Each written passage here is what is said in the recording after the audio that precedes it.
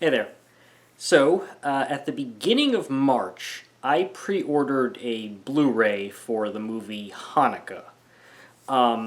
If you've never heard of Hanukkah, don't worry, because no one else seems to have, anyway. Of the major horror conventions that come to within driving distance of where I live, there's two biggies. There's Days of the Dead, and there's Mad Monster Party. Mad Monster Party was the last one I actually went to. It was in February of 2019. It's the one I got engaged at. And some people involved with that convention ended up making this movie called Hanukkah, which was supposed to be a Hanukkah-themed horror movie. Kind of a slasher movie, I guess. Having seen it now, not really, I don't know. But I was mostly interested in it because, since it was made from people who have contacts in the horror community by running a convention, it had a lot of big horror names that aren't really, they're kind of like C-listers in the general sense, but still big horror names. This may or may not have been the last film that Sid Haig actually filmed. I'm not sure if his scenes were filmed before or after the one basic scene he filmed for Three from Hell. Dick Miller, who also passed away, he's in it for a scene. PJ Souls from the original Halloween, Carolyn Williams from Texas Chainsaw Massacre 2, and then one of the producers is Felissa Rose, aka Mangled Dick Expert from Joe Bob, most famous for her lead role in Sleepaway Camp. Harry Manfredini, the guy who created the Kiki Mama Ma from Friday the 13th and scored most of those films. He scored this film. Who else was involved with this? And Kane Hodder is credited as the stunt coordinator, even though, having seen the film, there's not that many stunts in it. But getting all those people together, I'm like, oh, maybe this will be worth the time, and maybe because it has a connection with people who run a horror convention, they would know how to make a horror movie. So, beginning of March, I see that the production company or whatever that made this film, it was offering, this was just after, because Sid Haig passed away in, January or February? He passed away pretty early on in the year. They were offering the movie on Blu-ray, and they called it like a special tribute edition because Sid Haig was on the cover. So I decided, hey, I'll pre-order that. It was the beginning of March when I ordered it, and it said to expected to ship at the end of March. So I'm like, oh yeah, sure, why not? I'll buy it. I mean, even if the movie sucks, it's still Sid Haig's last or one of his last films. I might as well just have it just for collecting's sake, whatever. So I guess COVID happens. Movies shut down on March 16th. So I sort of marked that as the beginning of COVID, even though it obviously began in the fourth quarter of 2019, but that's sort of when I start the beginning of the quarantine and stuff like that. So nothing happens. I assume, hey, well, COVID, it shut down a bunch of stuff, it delayed a lot of things, it probably delayed, shipping out Blu-rays and producing them and all that stuff. Then I sort of forgot that I ordered it. So April goes by, May goes by, and then in the month of June, I'm just scrolling through my emails, I'm like, oh yeah, I have an order confirmation for this. Why don't I have this yet? So I email the orders on the website to be like, hey, was there a delay? Do you have any shipping ETA on this? And I don't hear anything. And now it's the end of July, and earlier in the week, or at the end of last week rather, I get a notice hey, your order shipped. I'm like, oh, they didn't answer me. They didn't reply or give me any notice that it was just finally shipped out. I'm like, all right, either they forgot about me or the Blu-ray stock was heavily delayed, but whatever. So anyway, I have it. So this is the movie Hanukkah.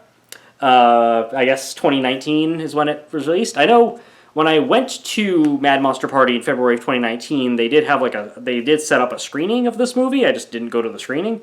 So I guess 2019 is the year that it was released, I guess. I think it was probably direct to VOD, whatever. So we have this slipcover. It's a little, it's a little worse for the wear. It's a little dinged around the edges and whatever. It's not, pristine like you'd get from Vinegar Syndrome or whatever, but, whatever. The printing on the slipcover, I mean, the front looks fine. It says, the special tribute edition and all that good stuff.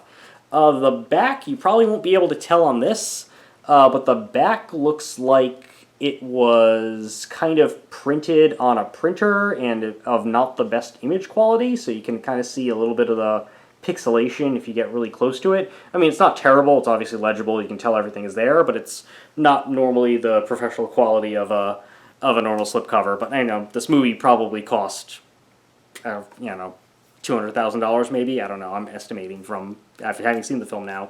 But that's the slipcover. And then you get the regular cover, which is meant to sort of, I think, parody the original Friday the 13th cover, except there's no people on the inside. It just has the outline of your Hanukkah killer there and some of the cast in there. And then the back is, aside from the fact that the slipcover is black and this is white, it's pretty much a carbon copy almost of that. On the inside, not much of anything. Just a disc with the Star of David, and that's all it is. I did look at the back of the disc because I thought maybe this would be a BDR, but it looks like it's actually just a regular pressed Blu-ray. So I'm a little surprised by that. I've kind of thought this might have been a print-on-demand type thing, but it's not. So finally got the movie. So I pop it in and I watch it. I won't say my expectations were all that high, but the movie. Oh boy, the movie's not good. If this is Sid Haig and Dick Miller's last film ever, it's really a shame, because, Sid Haig had a very long, storied career. I got the opportunity to meet him twice. The first at Day of the Dead in 2018, got my picture taken with him, got an autograph. By the way, as far as all of the guests at conventions that I've met, Sid Haig charged the least amount for anything. A picture and a signature with them was only $10, $20 if you had him sign one of the pictures he brought with him. But otherwise, that's the least expensive any celebrity at any of these conventions has ever charged. So the man was not greedy in the slightest bit. And then at Mad Monster Party, I asked him a question at the Q&A. My question was if he approached the character of Captain Spaulding different in House of a Thousand Corpses than Devil's Rejects, considering those two movies had very different tones. His answer was no. He basically said that people don't really change, and because those movies take place chronologically, like pretty much right after the other, he approached the character the same way. So it was very nice to have him answer a question for me. And that was, about a year or slightly less than a year before he died. But, I mean, sometimes, your last movie is not going to be that good. I remember Bill Paxton's last movie was that shitty film, The Circle, that no one remembers, that Tom Hanks and Emma Watson and John Boyega were in. Not a good movie. I barely even remember any of it. I know it's kind of about Google. And Dick Miller, of course, he had a very long career with Roger Corman. He's in stuff like Chopping Mall. Of course, famous for the two Gremlins movies. Really great. Both Sid and Dick Miller are really only in one scene of this. I guess Sid Haig probably had a bit more production. He's on at least like 2 different sets. And there's like 3 different distinct things that he does, as opposed to 3 from Hell, where it's really just him in that jail cell for that very short scene. So he seemed to have filmed a little bit more in this. One of the extras on this Blu-ray is that it has the final take of both Sid Haig and Dick Miller before their characters or they wrapped on production. And I did watch Sid Haig's last take, and it actually is of his character dying. Not a spoiler, it happens in like the first 5 minutes of the movie. So if this is the last movie he filmed, and that is the last take he ever filmed as an on-camera actor, the fact that he was playing a character who died, it's a little morbid, I guess, in hindsight, but, can't control that. So, what's the movie about? Sid Haig plays this guy who is the Hanukkah killer, who's been murdering people who he deems to be not following Judaic law properly, and carving Stars of David into their stomach or midsection over the course of the 8 nights of Hanukkah. He's eventually killed by police before he has a chance to murder his son. I assume it's, Abraham sacrificing Isaac as his son. A little bit of shades of that. And then it cuts to 36 years later, because the opening takes place in 1983. And then we get a group of... I guess they're supposed to be 20-somethings, and they're going to a party of some sort, not necessarily a Hanukkah party. That's the one thing, too. For a movie called Hanukkah that is supposed to be playing up the fact that it's a Hanukkah-themed horror movie, there's not a lot of seasonal attributes or seasonal atmosphere to this movie. I mean, aside from a handful of Christmas lights and a guy who's dressed as Santa and a menorah here or there, this could really take place at any time. But they're going to a party. There's one character who is a African-American Jew who wants to marry this girl, and he's going to wait till marriage because he's very orthodox or whatever, so he ends up going to his wannabe wife's mother's house, played by PJ Souls, and they kind of have a conversation. Meanwhile, the rest of our group, this movie doesn't really have a protagonist, so we follow a few of these different characters, but none of them is really the main character, I guess.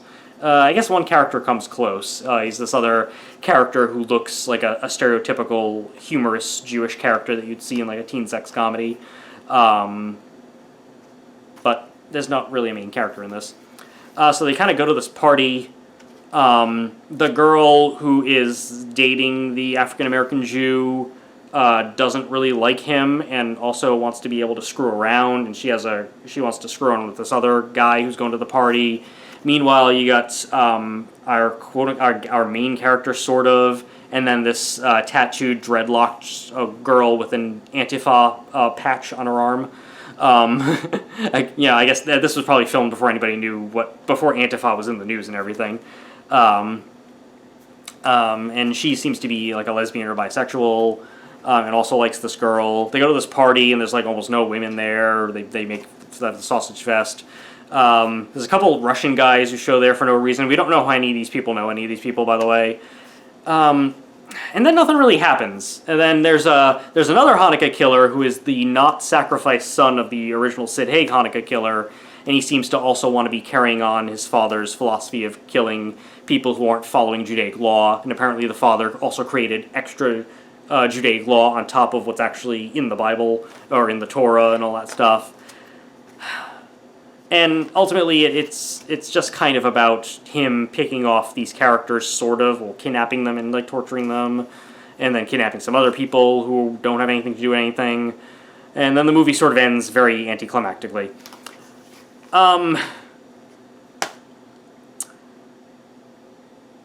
This movie is a failure, and so you should definitely judge a movie by what it's trying to be, as opposed to judge it on just a general scale of movies.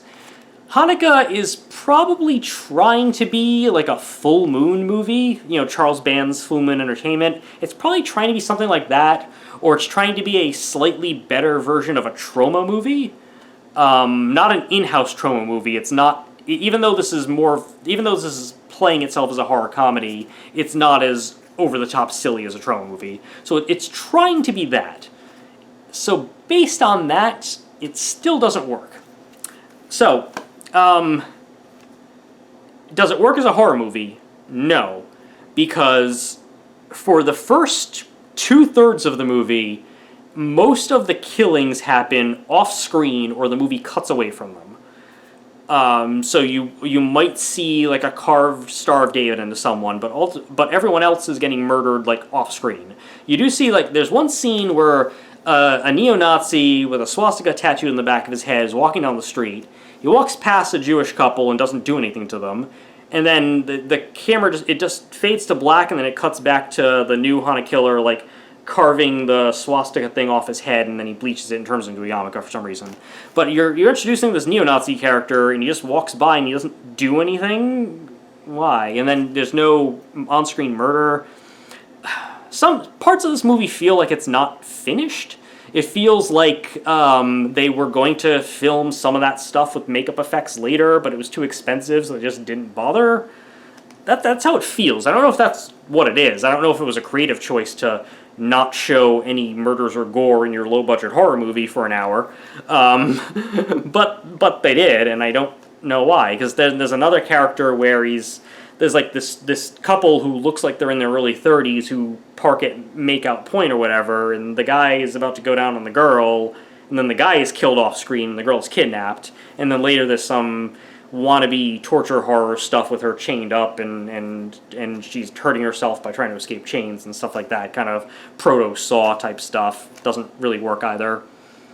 A lot of those scenes are also lit in what I would describe as haunted house lighting, where there's like very vivid red, pink, and very vivid like blue, purple, magenta lights, so that it's lit the way the interior of a haunted house that you walk through is.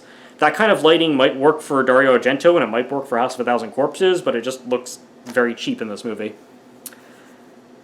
So where the movie lacks in violence and gore, which you kind of want in a low-budget horror movie like this, it really makes up for in female nudity. Almost every female in this movie is naked, topless or fully naked. I'm pretty sure one actress's nudity would get this an NC-17 if they bothered to show this to the MPA rating board. And considering how some of the angles of this movie are shot with just like static medium shots, it's almost directed like it's a porno. Like, I wouldn't be surprised if the director of this movie made porn and this was his first attempt at making a mainstream movie, because yeah. But the nudity is not like enticing, or it's not titillating. It's just kind of there, so it's not even shot or built up well. But nothing in this movie is particularly shot or built up well. There is a problem where digital video cameras of a certain low to medium quality are very cheap, and so a lot of low budget horror filmmakers just shoot on that, and then you can watch takes right away. It's fast to shoot. It's cheaper than shooting on film, and the cameras are cheaper than buying like the really good digital cameras like the Red camera or stuff like that. But it just makes everything look like a cheap Amazon Prime movie that was made by friends in their basement these days. Now, there are, on some of the flashback sequences, they do put like a digital grain filter on it, so it kind of looks a little bit better, but ultimately the movie just screams, whatever digital camera they used, it just screams cheap. And then there's a lot of just stark lighting with like no gels and no softening guide, so that it just looks like it's harsh spotlights, another very cheap indicator of like a low-budget movie. There's some framing that's weird. There was one scene with Dick Miller talking to another character, and the other actor is much taller, and they just kind of cut Dick Miller off at like the eye line. Like, they don't bother to pull the camera back until later so that they're both in the same shots, or they didn't try to change the angle a little bit to keep them both in frame. I don't know. One of the biggest problems with this movie is the editing, though, because in the first like half hour to 40 minutes of this movie, there are some legitimately funny jokes that did make me laugh.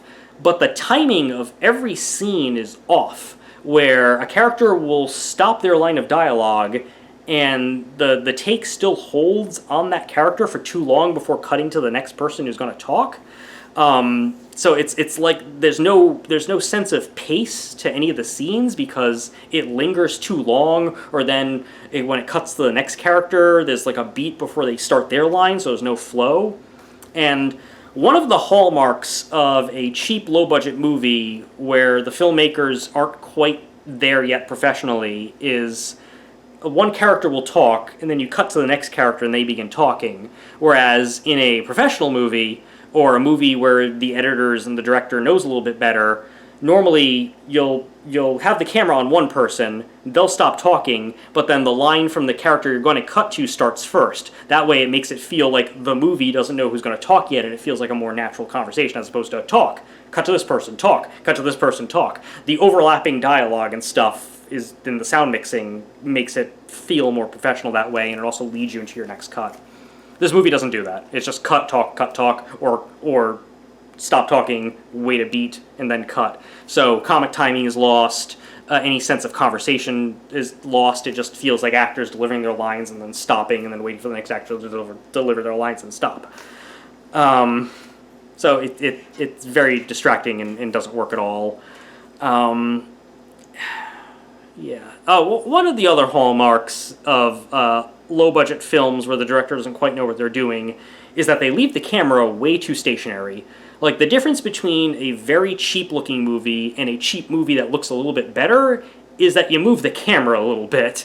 Like, even if it's just a boring dialogue scene between two people, you can pan around them very slowly so that it's very subtle. You can do things with the camera to make it feel a bit more alive, as opposed to just stationing your characters facing the camera at 90 degrees with a static medium shot and letting them deliver your bad dialogue. There's ways you can still spice things up that don't cost much money. I mean, if you have a very small digital camera that's, maybe you don't have money for a professional dolly, but there's other stuff you can do. There's cheap little rigs you can set up for. You can even pull Sam Raimi and put it on a 2x4 if you really need to, and just do a little slow there thing. I mean, a lot of digital cameras have stabilizers in them, but you can also buy like handheld Steadicams and stuff too that have one of those balls on them that keep the balance and everything. Name escapes me of that. So, not very good. So we have a horror movie that doesn't have a lot of blood. When it does finally, there's probably one gory part of the movie where a woman is tied to a surface of some sort, and the killer cuts off part of her chest because it has tattoos, and Leviticus says you can't have tattoos. And it probably would have been cool, but the makeup appliance is very bad. Like, even before he starts cutting, you can see where the edges are on the chest of where the appliance is, so you know exactly where he's going to cut. And then when he does cut it off, the edges, even though they're rough, as far as the blending on the skin, the actual appliance they made is very smooth. So, but if someone was sawing with like a dagger of some sort, those edges should be a little bit jagged and not perfect as if he was using a surgical scalpel. So the fact that the makeup effect is done poorly also takes you completely out, and what could have been a really cool gore effect is lost. So the movie's not gory enough, most of the kills happen off screen, and then when you finally start killing people on screen, of which there's really only 2 on-screen murders in this movie. Well, one is just like a dagger through like the under of a guy's chin, and then it goes through the mouth. That effect goes fine. But everyone else, it's like their death scenes. They didn't have enough money to make the makeup and film them, so they just didn't bother. It's like you're making a low-budget horror comedy. You either have to know how to edit comedy to make it just funny, or you need to deliver the gore. All they delivered was a lot of bland female nudity. And if you have like, if 90% of your female cast is okay doing nudity and they sign the paperwork to do nudity, the least you can do is try to make that nudity enticing or titillating or sexy or something like that, as opposed to just kind of blandly setting it up as if it's a medical instructional video. But, whatever. So the movie's not good. I did get a couple laughs at some actual intentionally funny stuff that happens in about the first 40 minutes or so. But the movie doesn't go anywhere. And so the characters, they go to this party, and then the Hanukkah killer cuts the tires on their car so they can't leave. But there's a lot of other people at this party who could have given them a ride home. But instead they decide to wait and call the African-American friend who didn't go to the party. But he has to wait because it's the Sabbath and he can't do anything. So they just hang out at this guy's house for a day. Now, they do say that the party they went to, this really shitty party that no one shows up at, is 2 hours away from where they live. Why they go to this party, why they're excited about this party, why they go to it, never explained. So a cab ride or an Uber would be very expensive for 2 hours, but they still had options to leave. Or to, call a tow truck to get their tires replaced, or something like that. But they just stay here, and there's no real reason for them to stay here. A better movie would have just taken place over the course of a single night. Like, this is the 8th night of Hanukkah, and the killers decided to go on them. Not to just spread it out over the course of the days and artificially keep them at the setting for no reason. Or no reason that makes sense, at least. I don't know. PJ Souls, she does deliver the 2 lines you think she'll say. She does say totally, and she does say see anything you like, so they do throw in those fan service things. But ultimately, the movie just fails. It is not good. And yeah, it needed it needed a much better script as far as if you're going to have a Hanukkah-themed horror movie, it can take place on night 8, just kind of like, like Jeepers Creepers takes place on like the last day, or Jeepers 2 takes place on the last day of the time where he comes out to eat and shit. So that way, at least there's a reason they're staying at this house that they don't live in for so long. You gotta deliver the gore. I mean, if you're gonna make a very cheap, low budget horror movie like this, and you don't deliver the gore, that's fine. I mean, there's a couple bad low budget horror movies that at least have really good gore. I'm thinking Chrome Skull. That movie wasn't any good, but they delivered on the gore. Or even a movie that is still very cheap, and it was also probably shot on a not very good digital camera, like Terrifier. That movie delivered on the gore. And that movie also gave us a unique, interesting character for a killer, as opposed to a guy who stands in the shadows and doesn't do much, as this movie has. It's... The director definitely needed to take more notes as far as how to direct a low-budget film, because... whatever. Maybe they couldn't afford a better digital camera. They should study good movies that were filmed with similar technology to know how did they make their movie look professional and not look like a cheap Amazon Prime movie that was made in a basement because some kid bought a $500 digital camera. You study people who have done things with the same materials you have, so you know what to copy and what to avoid. It doesn't seem like that was done here. Makeup effects. I mean, even if you don't have a lot of money, there's still people who are really good at makeup effects who are trying to break into the industry, and you just kind of put a call out to them, and you see about that. I mean, all those people apply for Face Off. The people who don't make the show but they can still do basic appliances and stuff. I mean, or see if some student at Tom Savini's school will do it for scale. I don't know. I mean, most of the budget seems to have gone to get named people to show up for a day to film stuff. But it's so much potential. Like, there's no atmosphere here either. And you don't need a huge budget to create atmosphere. Trick or Treat, the anthology movie. I mean, that movie definitely had a higher budget than Hanukkah did. It's probably in the low millions, but they still created a lot of atmosphere from nothing. Or even John Carpenter's Halloween, which is filmed in fucking Pasadena in the summer. They still created atmosphere because they were able to bust in some leaves from everywhere and put up a couple jack-o'-lanterns or stuff. There's not any of that here. It never feels like it's taking place over the holiday season or anything. So I can't recommend it, and I feel bad about that because it is the last film maybe of Sid Haig and Dick Miller. And because, it has all of these really talented horror people who at least had something to do with this movie. So, they had a lot of talent behind the camera. In front of the camera, it's no-name, up-and-coming actors. I think one of the actresses is actually a porn star.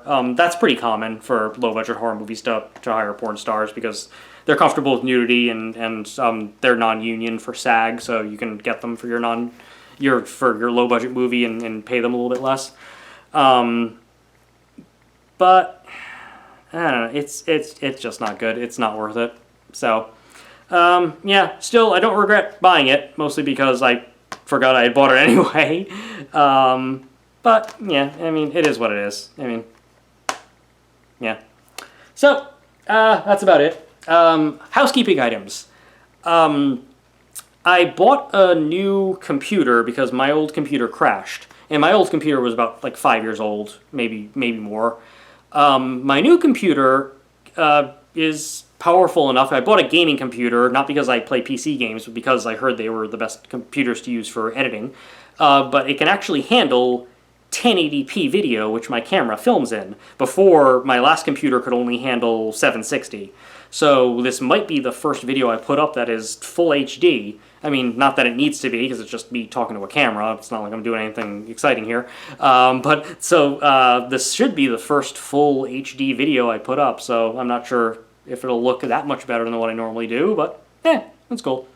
But that's about it. Have a good one, everyone.